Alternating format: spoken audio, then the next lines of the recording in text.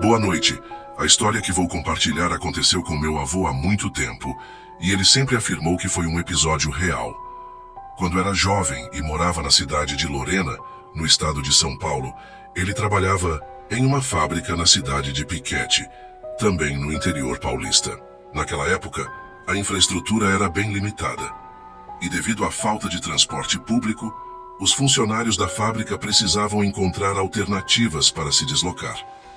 Aqueles que tinham melhores condições financeiras pegavam o trem para o trabalho, pois nos anos 70 a malha ferroviária era bem mais eficiente e ativa do que nos dias atuais. Já os demais, como a grande maioria, que não possuíam recursos, faziam o trajeto de bicicleta, percorrendo os 30 quilômetros entre Lorena e Piquete. Meu avô sempre dizia que, embora a segurança fosse muito maior naquela época, ainda assim, o trajeto não era fácil.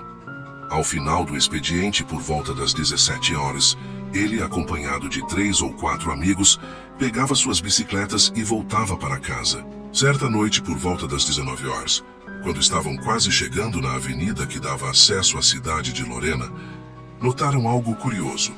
Um animal, que parecia ser um tatu, estava parado na beira da estrada, imóvel, observando-os.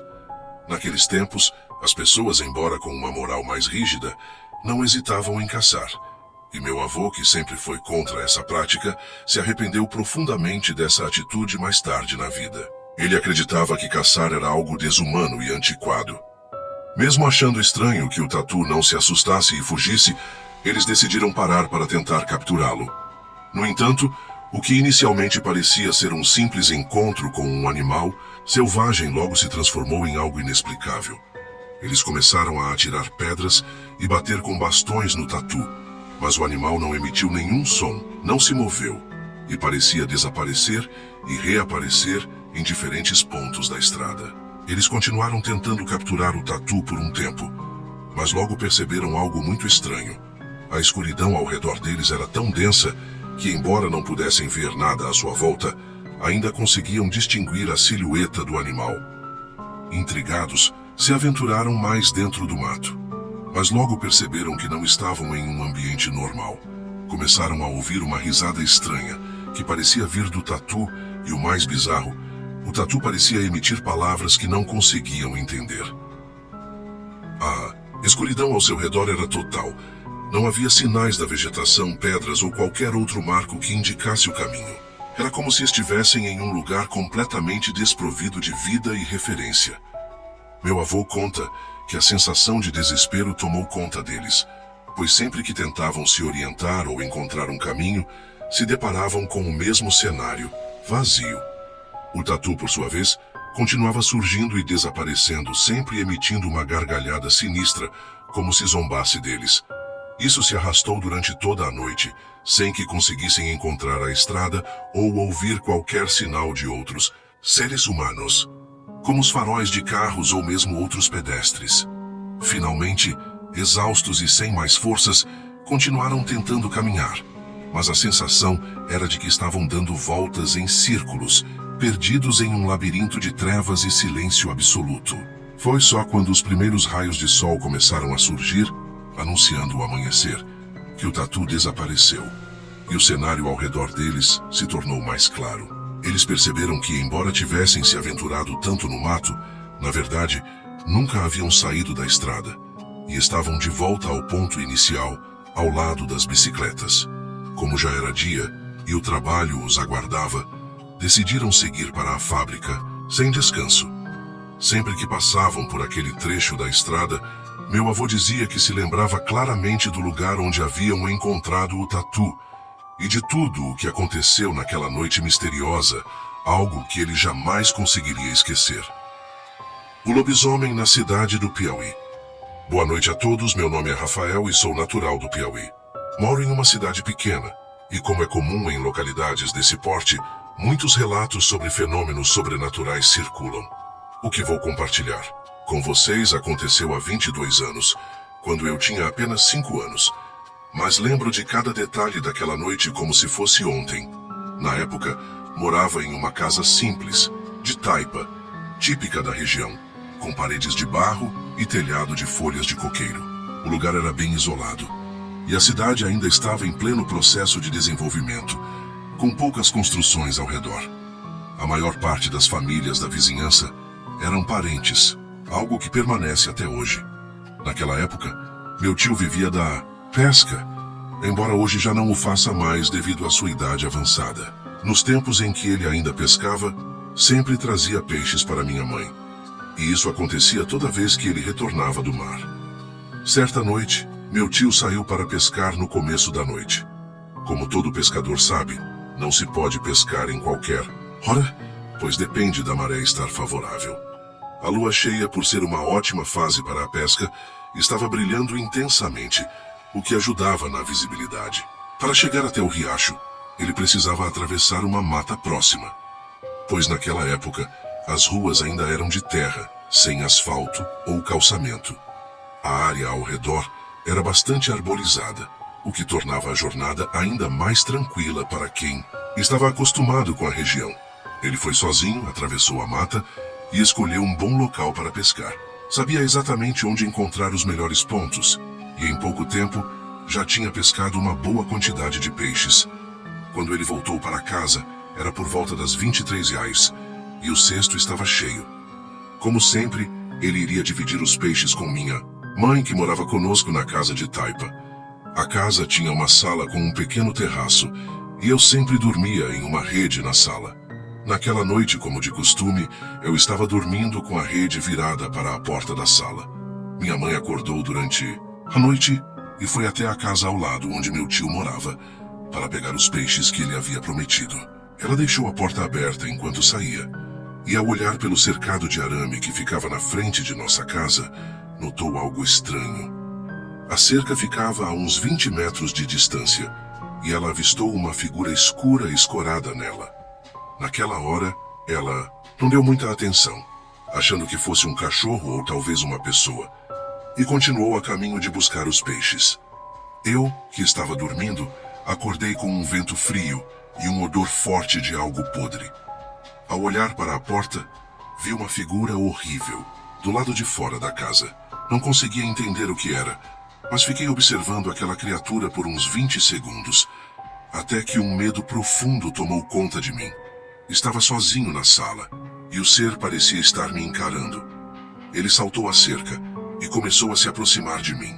A criatura era de cor negra, com pelos que arrastavam no chão, e se movia de quatro, com a parte da frente do corpo mais baixa que a traseira, como se estivesse apoiado nos cotovelos. A parte de trás era alongada, e o calcanhar parecia levantar-se do chão. Seus olhos eram como duas bolas de fogo em um rosto grotesco, que lembrava a mistura de um cachorro com um porco.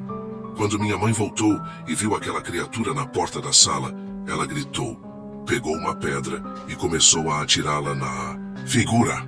Em um piscar de olhos, o ser saiu correndo em disparada pela rua, chamando a atenção dos cães que estavam nas proximidades. Os cães começaram a latir e correram em direção à criatura. O ser correu para a praia e, naquele momento, 5 pescadores estavam chegando e avistaram a figura. Ao perceberem os pescadores, a criatura recuou e fugiu rapidamente em direção a uma estrada de terra que dava acesso a um matagal. Naquela noite, um conhecido da família, responsável por ligar a bomba de água e encher as manilhas na área do matagal, estava voltando para casa depois de terminar seu turno. Ele estava ciente de que aquela criatura, conhecida por ser uma besta grotesca, andava pelas redondezas. Quando ele estava no caminho, o lobisomem surgiu diante dele, bloqueando sua passagem. O homem, conhecido como Seu Miroca, que era destemido e respeitado, puxou um facão e se preparou para o confronto. Após alguns minutos frente a frente com o ser, a criatura atacou, mas Seu Miroca, com grande habilidade, cortou a panturrilha do lobisomem, fazendo com que ele sangrasse muito antes de fugir em alta velocidade. Na manhã seguinte, Seu Miroca contou a história para a cidade, confirmando a presença do lobisomem, e minha mãe também confirmou o que ele relatou, já que a criatura havia estado em nossa casa. Outros moradores também relataram ter visto o ser. A dúvida sobre quem se transformava naquele lobisomem começou a surgir. Na manhã seguinte, alguns moradores foram até a casa de uma senhora de 63 anos, Dona Lívia, que havia se ferido em uma das panturrilhas.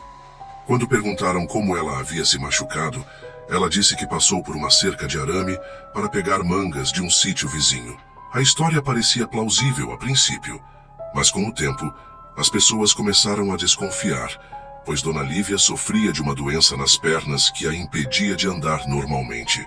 O boato de que o lobisomem visto naquela noite era, na verdade, Dona Lívia se espalhou rapidamente pela cidade. Mesmo com as explicações, muitos acreditavam na versão popular, e o mistério sobre sua identidade nunca foi totalmente esclarecido. O mais impressionante é que quando se transformava, Dona Lívia parecia correr com a agilidade de um ser humano saudável, algo que nunca poderia ter feito na sua condição normal. Ela viveu por mais alguns anos, mas com o tempo desapareceu sem deixar rastros, e muitos afirmam que ela acabou morrendo perdida por aí. O gato que salvou vidas. Boa noite, meu nome é Rosita, tenho 45 anos e moro no interior de Rondônia. O relato que estou prestes a contar realmente aconteceu, e é algo que nunca vou esquecer. Eu sou uma grande admiradora de gatos.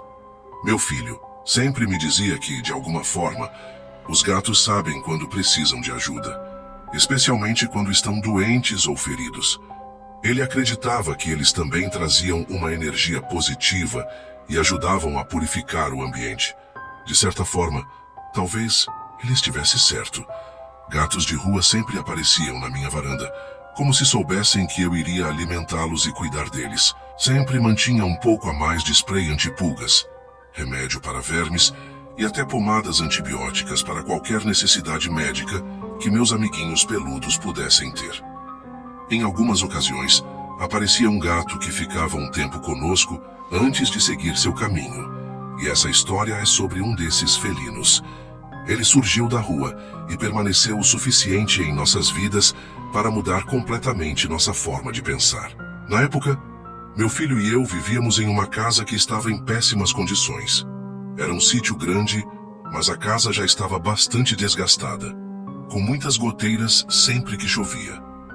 O sítio havia sido herdado pelos meus avós, passado para meus pais e finalmente para mim e meus irmãos. No entanto, só eu e meu filho morávamos lá, e o local estava sem reformas há muito tempo. Porém, pelo menos o ambiente era tranquilo, já que o sítio ficava em uma área rural afastada, perto de algumas fazendas. Na nossa cidadezinha, as pessoas que vinham de cidades grandes costumavam abandonar animais que não queriam mais e as fazendas ao redor tinham vários gatos nos celeiros, além de cachorros. Um dos nossos vizinhos, que se chamava Marcelo, tinha um ódio declarado por gatos. Ele frequentemente os maltratava e era até suspeito de estar envolvido no desaparecimento de vários animais da vizinhança. Certa vez, o ouvi se gabando de ter atirado em gatos de rua e de soltado o cachorro de uma vizinha. Por isso, sempre que algum gato aparecia em nossa varanda, eu o alimentava e cuidava dos seus ferimentos. Após um ano morando lá, um gato completamente preto começou a aparecer. Ele só surgia à noite, como se soubesse que seria mais difícil ser visto. Esse gato fez uma grande amizade com meu filho, e depois de algum tempo, comecei a chamá-lo de Pretinho devido à sua cor. Mas meu filho, que tinha apenas 9 anos na época, disse que o nome do gato era Lucy. Achei curioso, já que Lucy é um nome feminino, mas o gato era macho.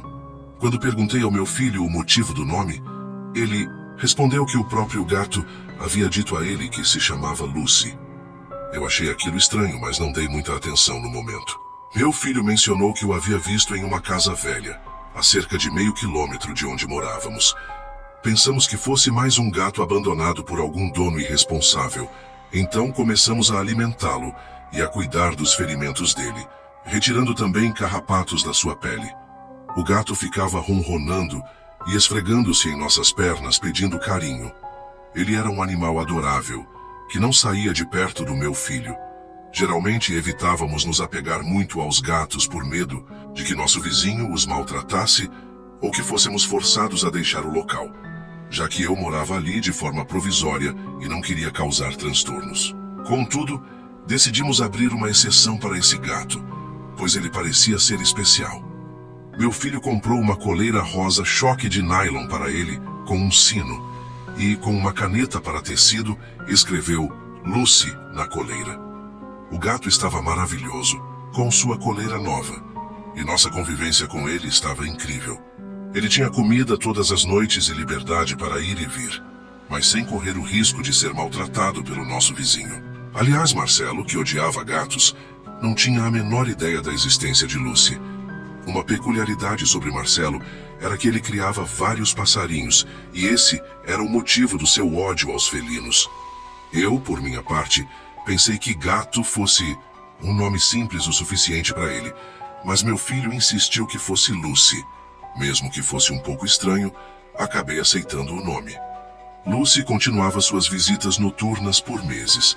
Sempre que anoitecia, ele começava a arranhar a porta da varanda e a miar, até que abríssemos para ele entrar e ser acariciado. Se demorássemos a voltar para casa, ele ficava esperando na varanda até nossa chegada. Ele comia sua refeição, aproveitava uns carinhos e logo seguia seu caminho. Meses depois, tomei a decisão de retornar à faculdade, o que significava que precisaríamos nos mudar do sítio e ir morar com parentes devido à distância. Meu filho, claro, não queria deixar Lucy e me implorava para levá-lo. Fui firme e expliquei que não poderíamos levar um gato para a casa de outras pessoas, mas toda vez que Lucy aparecia, eu sentia uma fraqueza em mim, como se o próprio gato estivesse me transmitindo algo através de seu olhar sereno e gentil. E então, em uma noite, Lucy não apareceu. Esperamos por ele, mas ele não veio. Na noite seguinte, ele também não apareceu, e o silêncio tomou conta da nossa varanda. No dia seguinte, começamos a empacotar nossas coisas para a mudança. Havíamos alugado um caminhão, e iríamos nos mudar na manhã seguinte, bem cedo. Eu e meu filho estávamos cozinhando pela última vez no sítio. O fogão, que nunca funcionou direito, exigia que eu o acendesse com fósforos. Conversávamos sobre como seria bom morar em um lugar onde o fogão funcionasse corretamente. Coloquei a pizza no forno e então nos sentamos à mesa da cozinha, começando a jogar baralho enquanto aguardávamos a pizza ficar pronta. A mesa, as duas cadeiras, os pratos de papel e os talheres plásticos eram tudo o que restava no sítio. O restante já estava no caminhão. Havíamos planejado dormir no chão da sala, em sacos de dormir, e partir no dia seguinte logo de manhã. Pouco tempo depois de nos acomodarmos à mesa, ouvi o som familiar de algo arranhando a porta da varanda. Era o Lucy. Meu filho e eu saltamos das cadeiras e corremos para a sala para abrir a porta e receber o nosso amigo peludo. Estávamos preocupados com ele, disse meu filho, enquanto o gato esfregava a cabeça no rosto dele. Ficamos ali fora, acariciando suas orelhas, quando, de repente, um grande clarão e um estrondo vieram de dentro de casa. O fogão da cozinha explodiu. Os bombeiros chegaram rapidamente e apagaram o incêndio, controlando o botijão que estava vazando, e causou a explosão. O bombeiro, ao observar o velho fogão, comentou que aquilo era algo esperado para acontecer, e tivemos muita sorte de estarmos vivos. A mesa e as cadeiras da cozinha estavam completamente queimadas. Se estivéssemos jogando o baralho ali, teríamos sofrido queimaduras graves, ou até mesmo poderíamos ter morrido naquele momento. Enquanto os bombeiros estavam em casa, meu filho estava em choque, segurando Lucy, acariciando suas orelhas. Se o gato não tivesse aparecido naquele momento, meu filho teria ficado com cicatrizes profundas por todo o corpo, ou talvez o pior tivesse acontecido. Naquele instante tomei uma decisão. Nós tínhamos uma velha gaiola de gato que havia ficado guardada desde os tempos em que ainda morávamos em nossa casa com animais. Fui até o caminhão e a peguei. Coloca o Lucy aí, dentro, vamos levá-lo conosco, disse a ele enquanto meu filho sorria, aliviado por não ter que deixar seu amigo para trás. O sino da coleira do gato tocava, enquanto meu filho o colocava na gaiola e trancava a portinha.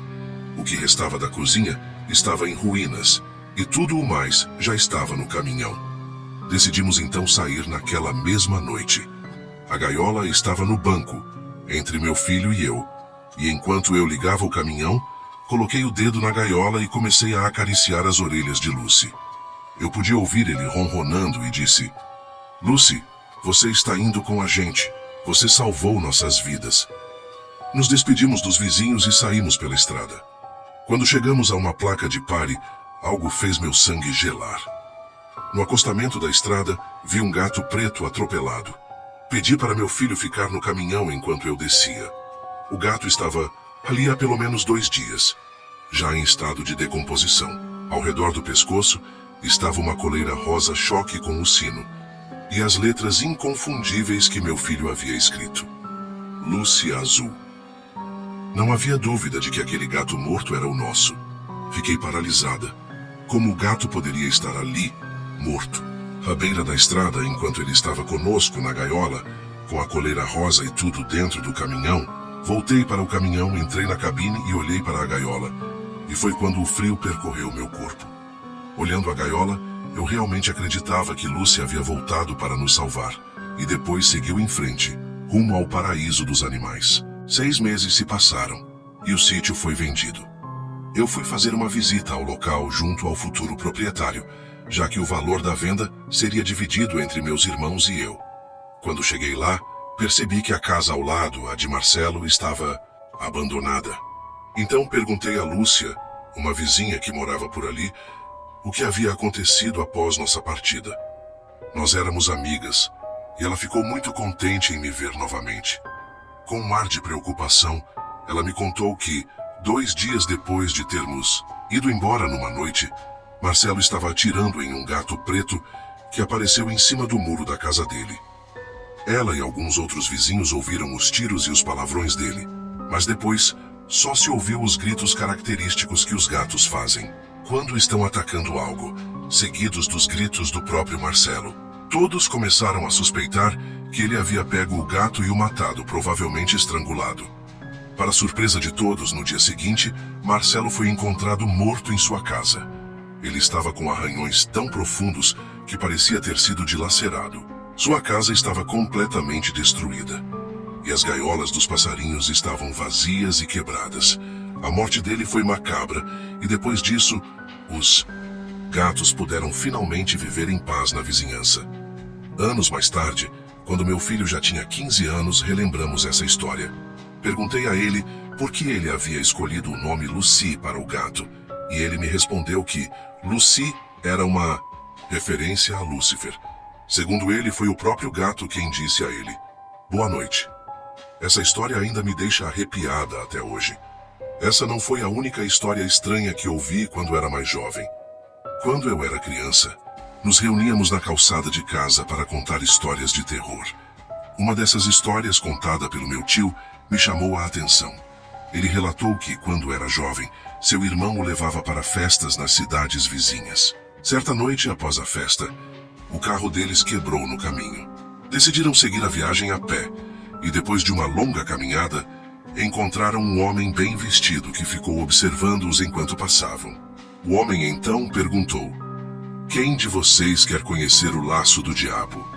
Os amigos pararam, olharam, uns para os outros, e começaram a rir do homem, achando aquilo uma piada. O homem virou-se e começou a caminhar em direção ao mar. Depois de algum tempo, os amigos chegaram a um lugar isolado, sem sinal de vida. Mas algo chamou sua atenção. Havia 3 malotes de dinheiro ali. Eles ficaram impressionados com a quantidade de dinheiro e correram para pegar os malotes. Logo, dividiram o dinheiro entre os 3. Um deles então sugeriu: "Vamos tirar no ímpar ou no par para decidir quem vai à cidade comprar a bebida. Vamos comemorar a nossa fortuna. Agora, nunca mais vamos precisar trabalhar." O amigo que perdeu no jogo foi buscar as bebidas, enquanto os outros 2 discutiam o que fariam com a riqueza. Um deles disse: "Que tal a gente se livrar do Miguel e dividir o dinheiro só entre nós 2? O outro concordou.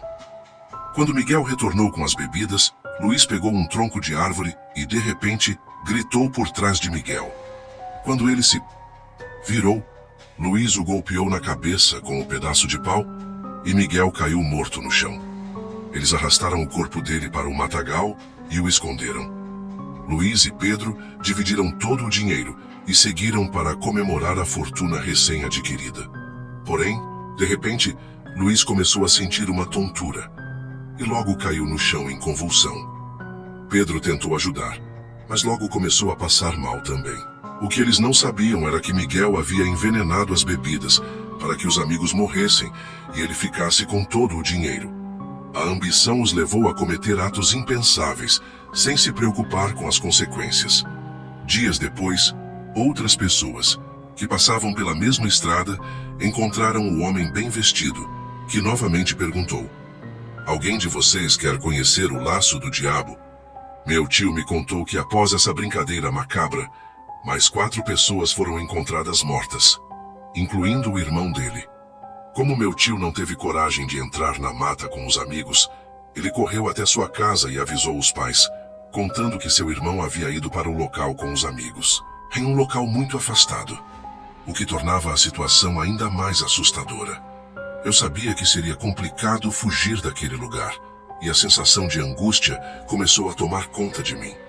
As batidas do meu coração ficaram aceleradas, e um frio estranho subiu pela minha espinha. A confusão mental só aumentava. Eu então decidi ignorar o medo e dar uma olhada mais cuidadosa pelo quarto, verificando cada canto para tentar entender de onde vinha aquele som estranho. Mas o som de gemidos continuava, e eu já não sabia mais se estava sonhando ou se aquilo realmente acontecia. Aquele hotel velho parecia cada vez mais sinistro. O corredor estava deserto, e o barulho da porta do meu quarto batendo de vez em quando me fazia lembrar que não estava sozinho. Cada vez que olhava para o relógio, o tempo parecia se arrastar de maneira desesperadora. Parei um momento e pensei sobre o que tinha acontecido durante a noite. Como podia tudo ser tão estranho? A moça que havia aparecido na porta do meu quarto, eu a teria imaginado? O fato de ela ter desaparecido misteriosamente, a sensação de sufocamento que ainda sentia, e agora aquele som vindo do banheiro. Tudo parecia desconexo, como se estivesse preso em uma espécie de pesadelo interminável. Enquanto tentava juntar todas as peças, o telefone na minha mesinha de cabeceira tocou. Eu hesitei por um momento, mas com a sensação de desespero, decidi atender. A voz do outro lado da linha era abafada, mas com dificuldade consegui entender. "Você precisa sair daí agora, Edivaldo", disse uma voz tensa e apressada. Aquela mensagem foi o suficiente para me deixar ainda mais em pânico. Eu estava realmente sozinho naquele hotel. O que estava acontecendo ali? E por que eu sentia que a resposta estava mais próxima do que eu imaginava? Lá encontramos uma cena que jamais conseguiríamos esquecer. A luz revelou algo que parecia estar saindo de um pesadelo. Na pia havia uma criatura, algo que não parecia humano, com longos tentáculos esqueléticos envolvidos em uma massa escura e viscosa. Ela estava se alimentando de uma carne crua, a qual parecia ser extraída de nossa geladeira.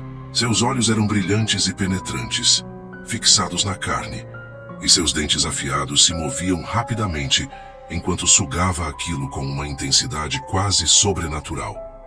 A visão daquilo foi tão perturbadora que eu senti um frio cortante me tomar.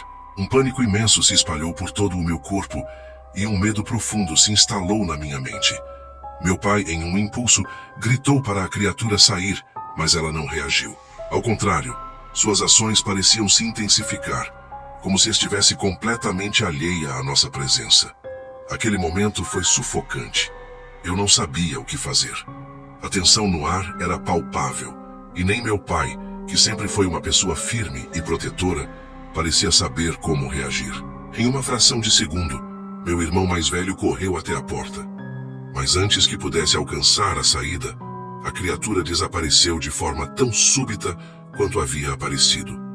O silêncio que se seguiu foi absoluto. A sensação de desespero e confusão tomou conta de todos nós. Ficamos ali em um estado de choque, olhando uns para os outros sem palavras. O que acabáramos de testemunhar parecia impossível, mas estava diante dos nossos olhos, e não havia explicação racional para o que havíamos visto. Depois disso, nunca mais voltamos à cozinha à noite sem pensar naquilo. Durante muitos anos, aquela lembrança assombrava nossos pensamentos e nossos sonhos.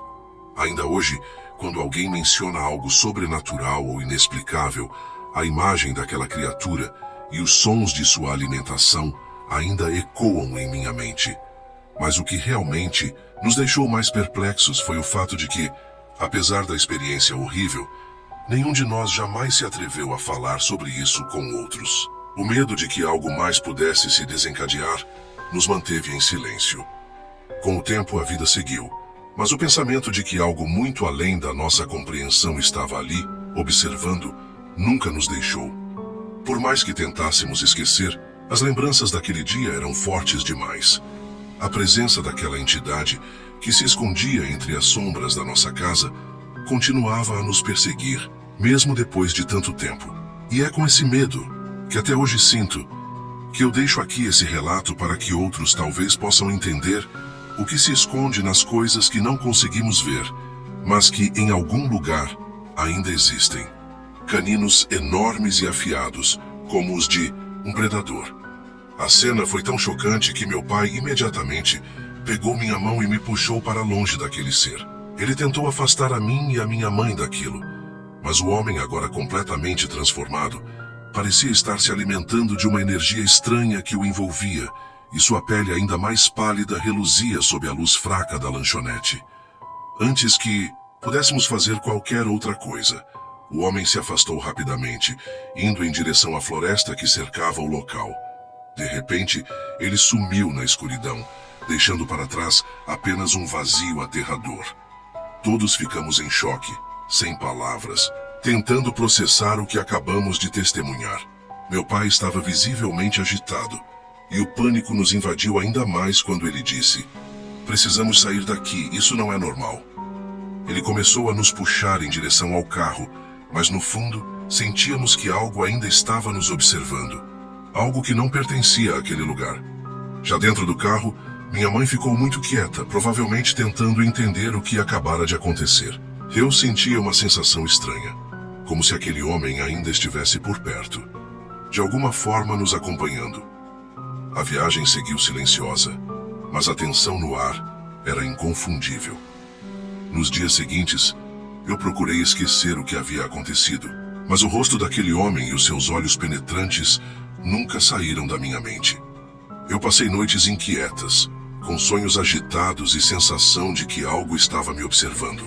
O mais assustador é que mesmo depois de tanto tempo, nunca mais consegui encontrar qualquer explicação lógica ou racional sobre o que vivi naquela noite.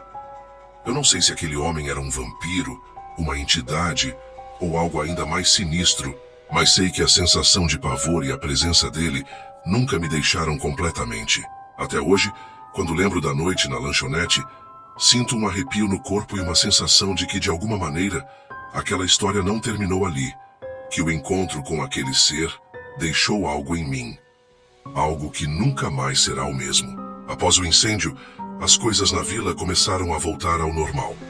Mas a história sobre o homem que se levantou do caixão continuou a ser contada em várias versões. As pessoas que estavam presentes, aterrorizadas, juravam que o fogo não consumiu seu corpo de forma normal, como se o homem tivesse sido algo sobrenatural, uma criatura que não pertencia a este mundo. Alguns moradores mais antigos falavam de lendas que envolviam seres imortais como vampiros, que possuíam uma habilidade sobrenatural de manter seus corpos preservados após a morte. No entanto, outros diziam que tudo era apenas uma superstição alimentada pelo medo e pela imaginação coletiva. O que ninguém poderia contestar, no entanto, era a mudança na minha própria saúde após o evento. O que antes parecia um pesadelo interminável, que me drenava de energia e me fazia acordar exausta e debilitada, finalmente desapareceu. Os episódios de paralisia, de ver a sombra do homem e sentir seus dentes caninos no meu pescoço, cessaram completamente. Ainda assim, não pude evitar o medo de que algo ainda estivesse me observando. Mesmo depois de tudo, a sensação de que esse ser sobrenatural poderia retornar, ou que ainda estava de alguma forma vinculado a mim, continuava a me incomodar. A vila, por sua vez, nunca mais foi a mesma. O fogo que consumiu o corpo daquele homem não apagou completamente a memória do que aconteceu. Embora as histórias sobre ele se misturassem com outros mitos locais, ninguém parecia esquecer da sensação de pavor que aquele episódio causou. Alguns até começaram a dizer que a presença do homem poderia ter sido um reflexo de um antigo mal que ainda rondava aquelas terras. A verdade para mim é que, embora a história tenha terminado de maneira estranha e incomum, o medo persistiu por muito tempo. Eu sou grata por minha saúde ter se restabelecido, mas nunca mais consigo olhar para a noite com a mesma tranquilidade. O pensamento de que havia algo tão poderoso e imortal entre nós, algo que se alimentava de nossas energias, continua a me assombrar, mesmo agora, muito tempo depois dos acontecimentos. Hoje, quando conto essa história, ainda fico em dúvida se aquilo tudo foi real ou se minha mente foi tomada pelo medo. Mas uma coisa é certa: há forças no mundo que não conseguimos explicar, que estão além do nosso entendimento. E mesmo agora, eu não sei se estou completamente livre dessa presença. A canoa misteriosa. Boa noite a todos, meu nome é Marcos Alves. Tenho 57 anos e sou natural de uma comunidade ribeirinha, localizada às margens do rio Solimões. Cresci nesse ambiente até os 20 anos, em uma casinha simples de madeira. Meu pai era pescador e eu tinha mais 2 irmãos, sendo o mais velho. Durante a minha infância, era comum acompanhar meu pai em suas saídas de pesca, sempre a bordo de uma pequena canoa. Não havia muitas pessoas na nossa comunidade e a vida era bem difícil, principalmente devido aos perigos da selva e aos muitos animais selvagens como cobras, onças, aranhas e outros seres que podiam nos atacar a qualquer momento. A maior ameaça vinha das águas do rio, especialmente durante a cheia, quando a água subia tanto que acabava invadindo as casas, que não eram construídas em uma altura segura. Certa noite, eu e meu pai estávamos indo visitar a casa de um tio quando avistamos uma canoa solitária no meio do rio. Dentro dela, havia um homem sem camisa que remava rapidamente. Aquilo nos pareceu incomum, já que não era normal ver pescadores sozinhos à noite. Meu pai gritou para ele, perguntando para onde estava indo. Mas o homem não respondeu, nem olhou para trás. Achamos estranho, mas seguimos nosso caminho para casa, pois já passava das 10 da noite. No dia seguinte, fomos até o rio verificar as redes de pesca que havíamos deixado na água. Quando passamos pelo local onde vimos a canoa na noite anterior, ela estava encostada nas margens de uma mata densa, sem nenhuma pessoa por perto. Ficamos ali por um tempo, olhando para ver se encontrávamos o homem ou alguma pista sobre o que ele estava fazendo ali.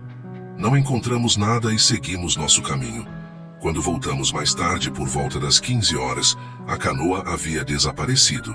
Chegando em casa, encontramos alguns amigos do meu pai lá, e um deles, chamado Antônio, começou a contar uma história estranha.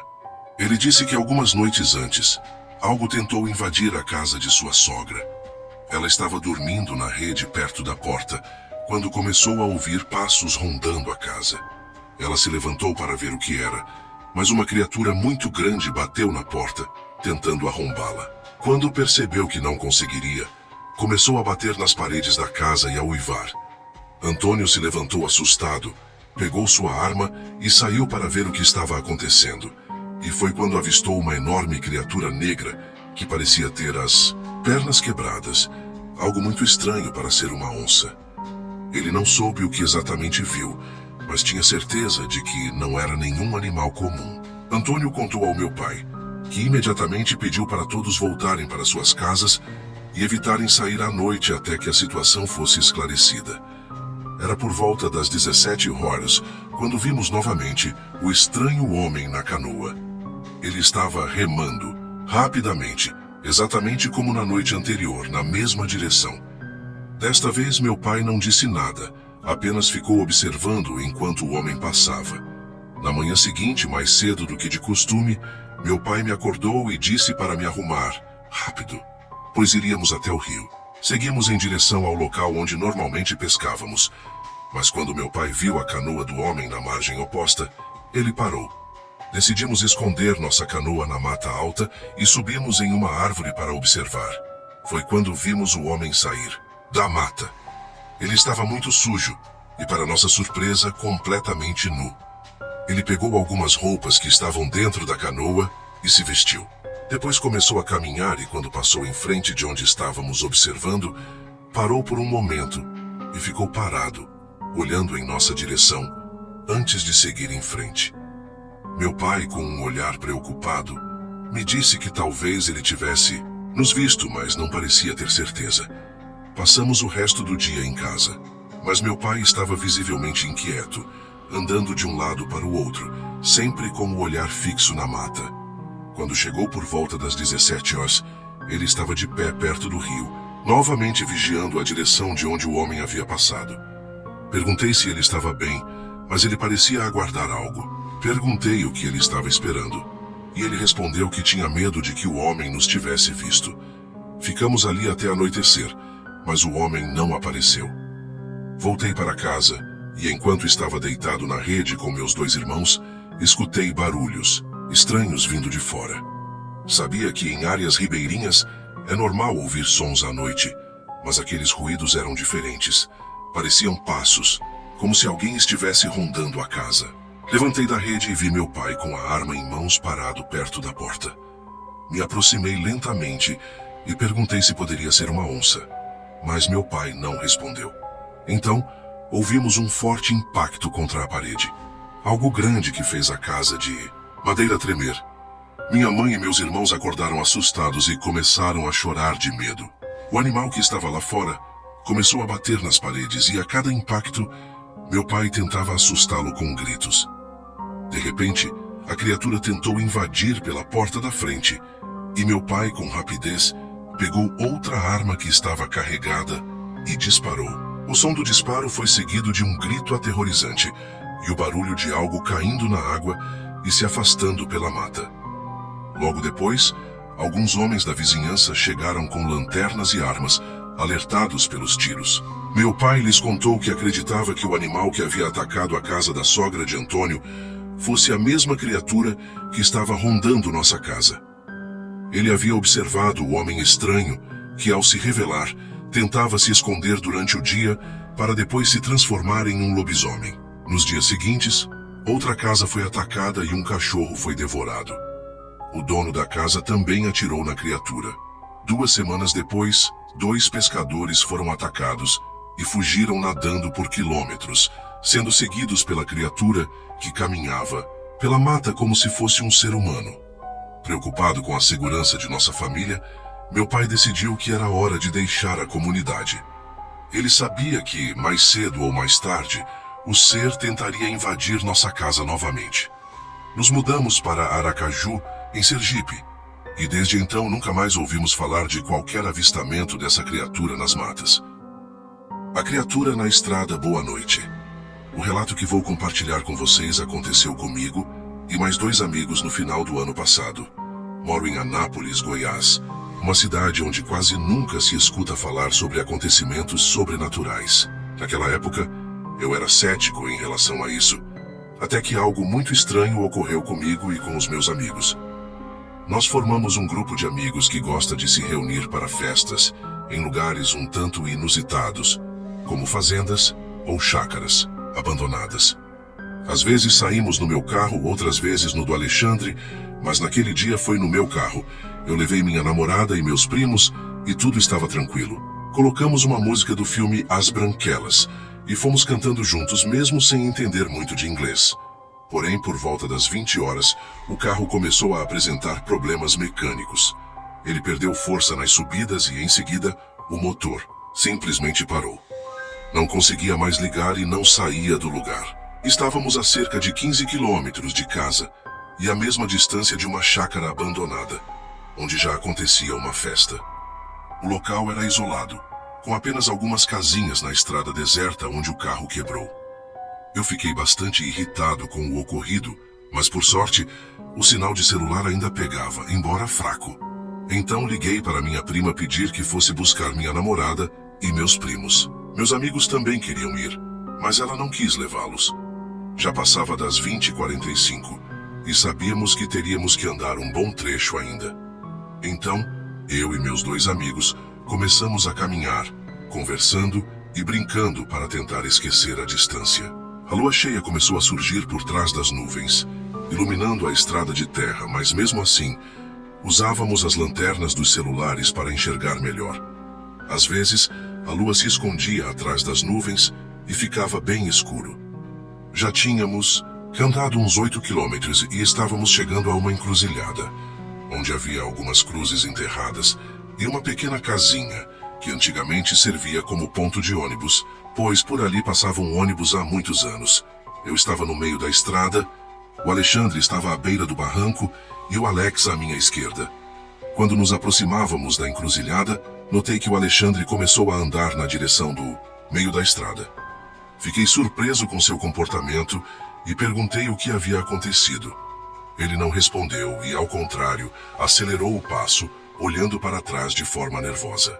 Perguntei novamente, e quando iluminei com a lanterna do celular em sua direção, percebi que ele estava pálido, muito agitado e assustado. Ele apontou para a casinha do ponto de ônibus e, tremendo, disse: "Tem algo ali que não é deste mundo." Achei que ele estava apenas tentando nos assustar, mas logo depois ouvi um rosnado aterrorizante. Naquele momento senti um calafrio na espinha e um arrepio tomou todo o meu corpo. O Alexandre iluminou a área com a lanterna, e o que vimos não poderia ser real. Um enorme cão negro estava deitado sob a casinha, com os olhos brilhando em um tom avermelhado quando iluminados pela lanterna. O cão, que já era imenso, começou a se aproximar de nós, rosnando ferozmente. O que me fez quase desmaiar foi quando aquele ser se levantou e ficou de pé, como uma pessoa. Ele atingia nossa altura, e eu, que tenho 1,77 kg, fiquei paralisado de terror. Juro pela minha vida que ele falou com uma voz rouca e grave. "Vocês têm rumo?" Foi o suficiente para nos fazer sair correndo como nunca antes. Corremos desesperados, até que, 5 minutos depois, encontramos uma casinha. Batemos a porta e um casal de idosos nos atendeu, nos deixando entrar. O Alexandre estava prestes a desmaiar, então tivemos que jogar um pouco de água nele. Aos poucos ele foi se recuperando, e então contamos toda a nossa história para o casal. Eles acreditaram em nós e disseram que aquilo era um lobisomem. A história deles era a seguinte: esse lobisomem teria sido um homem que, apaixonado pela esposa, foi rejeitado por ela devido aos ciúmes. Em sua loucura, ele procurou uma bruxa da região, que o informou que seu orgulho estava ferido, e que o que ele desejava não era amor, mas vingança. Ela prometeu trazer a esposa de volta, mas desta vez seria ele quem a abandonaria. O homem aceitou o acordo com a entidade maligna e o casal voltou a viver junto por algum tempo. No entanto, com o passar dos meses, o rapaz começou a se transformar em um animal. Ele foi obrigado a abandonar a esposa e fugiu para o mato, onde passou a viver como um monstro. Com muito medo, passamos a noite na casa dos idosos e só saímos quando o dia começou a clarear. Ao chegar em casa, fui conversar com minha avó sobre o ocorrido. Ela me contou que aquela encruzilhada realmente é um lugar assombrado e que muitas pessoas já viram o lobisomem por ali. Alguns dizem que é um ser estranho com características humanas, enquanto outros juram que é o próprio lobisomem. Uma coisa, porém, eu tenho certeza: nunca mais passarei por ali, especialmente à noite. Boa noite, meu nome é Renata. Tenho 43 anos e moro no interior do Ceará. Ao longo da minha vida, aconteceram várias situações estranhas que me convenceram de que nunca estamos realmente sozinhos. Desde os meus 5 anos, tenho a capacidade de ver coisas que os outros não percebem, além de sentir e ouvir sons que ninguém mais parece ouvir. Às vezes fico pensando se faz sentido contar todas essas experiências, pois sei que podem soar como histórias fantasiosas, aquelas típicas contadas ao redor de uma fogueira. Mas garanto que tudo o que vivi é totalmente verdadeiro, e as sensações que essas experiências me deixaram são inesquecíveis. Uma dessas histórias envolve um fenômeno que, até hoje, meu marido, que também foi testemunha, se recusa a acreditar. A mãe dele faleceu em 2010, e antes de partir, ela tinha um rádio antigo da década de 70, a pilha, com um botão de sintonia que girava para ligar e ajustar as estações. Quando minha filha tinha 2 anos, ela arrancou o botão, e desde então, o rádio se tornava difícil de controlar. Normalmente eu deixava o rádio desligado ao lado do meu computador, mas após a morte de minha sogra, Meu marido decidiu ficar com o rádio como lembrança dela. Meu marido trabalhava à noite, das 18 horas até as 6 horas da manhã, e quando ele chegava, em casa por volta da mira da madrugada, o rádio ligava sozinho. Ele tocava todas as músicas que minha sogra amava ouvir, até as exatas faixas que ela costumava escutar. O som variava, às vezes alto, outras vezes bem baixo, e até chiava bastante, mas sempre tocava, e o mais impressionante é que mesmo sem pilhas o rádio funcionava. Eu tentei contar para meu marido, mas ele não acreditou. Porém, certo dia, quando ele estava em casa, o rádio tocou por 4 horas seguidas, com a mesma música, mesmo sem as pilhas. Meu marido, para não admitir que fosse algo sobrenatural, insistiu que o rádio estava com algum defeito e chegou a inventar uma desculpa, dizendo que poderia ter acumulado carga elétrica e por isso ligava sozinho. Desde então, nunca mais ouvi o rádio tocar e não sei onde ele está agora. De vez em quando, à noite, enquanto estou no computador, ouço a música de Carmen Miranda, bem baixinha e abafada por instantes. Às vezes, penso que é só minha imaginação, pois já estou acostumada com esses fenômenos. Acredito que o rádio era uma espécie de portal que transmitia alguma mensagem da minha sogra para meu marido e para mim. Ah, e um detalhe importante que me esqueci de mencionar. Esse rádio, antes de ser de minha sogra, pertencia ao meu sogro. Quando ele faleceu, minha sogra ficou com ele. Às vezes, ela nos contava que ouvia a voz de seu falecido marido pelo rádio, sempre que tocavam as músicas favoritas dele. Ela jurava ouvir a voz dele cantando junto. Eu sempre acreditava nela, mas fazia questão de fingir que não acreditava, pois meu marido não gostava que eu me envolvesse com essas questões sobrenaturais, considerando tudo isso como bobagem. Lobisomem. Boa noite, meu nome é Carla, e quero compartilhar o relato de uma noite em que vi uma criatura estranha na estrada de uma cidade chamada Acarapé, que fica no Ceará. Isso aconteceu em 2009, quando eu tinha 25 anos e trabalhava vendendo produtos de porta em porta. Sou natural de Fortaleza e naquele período estava viajando com mais 3 pessoas, entre elas o Heloísio, que hoje é meu marido. Sempre íamos para cidades do interior, e foi durante essa época que conheci lugares como Caridade, Canindé, General Sampaio e Acarapé. Foi na estrada para Acarapé que vivi um dos maiores pesadelos da minha vida. Eu estava trabalhando em Caridade, junto com o Heloísio e mais um rapaz. Combinamos que ele nos buscaria no final da tarde, mas ele só chegou quase às 8 da noite, porque o pneu do carro furou e ele precisou ir até um mecânico. Como estávamos nos conhecendo ainda, ele pediu desculpas pela demora e explicou que precisaria dirigir com mais cuidado, pois o pneu que ele colocou era maior e o carro estava desalinhado. Seguimos viagem para Acarapé, onde dormiríamos na casa de uma senhora amiga, antes de partir no dia seguinte para a cidade de Chorozinho. No entanto, no meio da estrada, o pneu furou novamente. Estávamos completamente no meio do nada, com o carro parado e sem sinal de celular. Ficamos preocupados, pois não havia o que fazer a não ser esperar por ajuda. A noite foi se aprofundando e ninguém passava para nos socorrer. Foi então que ouvimos um barulho vindo da mata, cada vez mais perto. Heloísio e eu saímos do carro para tentar pegar sinal de celular. Mas o barulho estava tão próximo que voltamos correndo para o veículo. Pouco depois, algo passou rapidamente atrás de nós. Eram jumentos, cerca de 5, correndo desesperadamente para o outro lado da estrada, como se estivessem fugindo de algo. Heloísio ficou preocupado, imaginando que poderia ser uma onça. Então trancamos as portas do carro e ficamos em silêncio. Foi quando sentimos um cheiro muito forte, um odor insuportável que tomou conta do ambiente e fez até nossa garganta se fechar. De repente, a moça que estava no banco de trás gritou, e ao olhar para onde ela apontava, viu uma criatura estranha diante de nós. Era uma criatura corcunda, peluda, com pernas deformadas e um olhar demoníaco.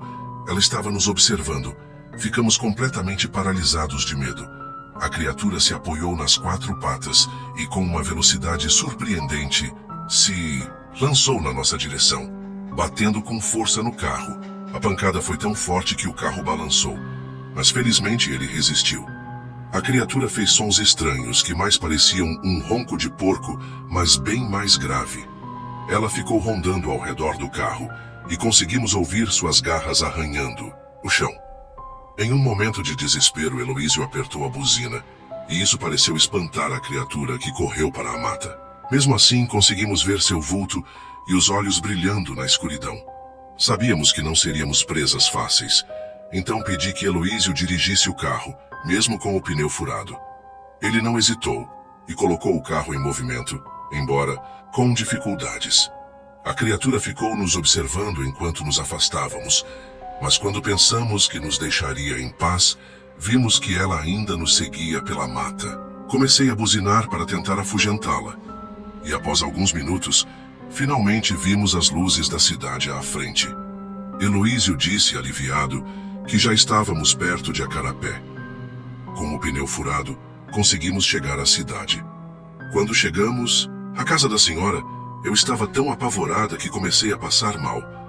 A moça do banco de trás mal conseguia sair do carro, e o outro rapaz e a senhora não entendiam nada. Pensaram até que tivéssemos sido assaltados. Depois de nos acalmarmos, contamos o que aconteceu e a senhora acreditou em nós. Ela nos contou que já havia visto aquela mesma criatura e disse que poderia ser um lobisomem. Ela explicou que, quando morava na Serra do Pacote, o pai dela havia atirado em um lobisomem que estava no terreno de sua casa. Essa noite foi uma das mais aterradoras da minha vida.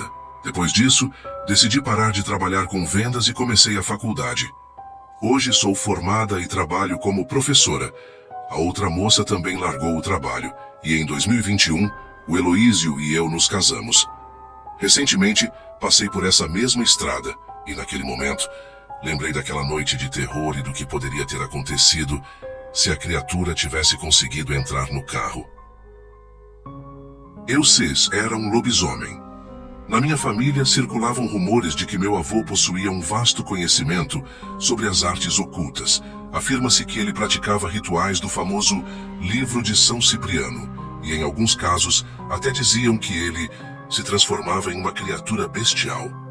Contudo, minha avó sempre refutava tais relatos, assegurando que lobisomem era um mito, algo que não existia, e que seu marido jamais se transformava em qualquer tipo de animal. Ela não fazia isso para defender o esposo ou por ser apaixonada por ele, mas sim com firmeza e plena convicção.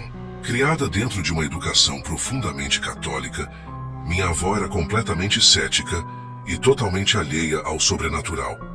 Alguns anos atrás, meu avô faleceu, provavelmente devido a problemas de saúde. A viúva, minha avó, ficou muito abalada, pois nutria grande afeição pelo marido. Foi realizado o velório, o sepultamento, e tudo ocorreu dentro de um ambiente sombrio e carregado de tristeza. Curiosamente, meu avô faleceu um dia antes do dia de finados. E quando essa data chegou, a família se reuniu para prestar homenagens no cemitério, com exceção de minha avó, que estava demasiadamente abatida e tensa, dizendo que não desejava ir ao local, pois aquilo só aumentaria seu sofrimento. Durante o enterro, um cão negro, de uma cor profundamente escura, observava o funeral à distância. De repente, uma forte rajada de vento foi seguida por uma chuva torrencial. O enterro foi apressado, e logo as pessoas começaram a se afastar.